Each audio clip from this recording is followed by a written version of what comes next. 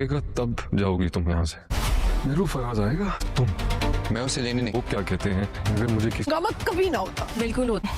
अगर कल ये सब बड़े देर तक सोने की अम्मी सारा किया धरा, दूसरा सब कुछ होने के बावजूद भी छुआ है वो आप से चुप कर। कल इतना सब मुझसे पूछ रही हो कि क्या हुआ, पर डालकर खुद मजलूम बन जाएगी। एक और बात, टेंश आदत मत डाल लेना। ना होता ना तो इतना बड़ा होता। मुझे नहीं फिक्र के लोगों की फिक्र है तो वो सिर्फ नहीं जाऊंगा। आपको ये बात समझ क्यों नहीं आ रही? अपनी गलती की माफी मांग।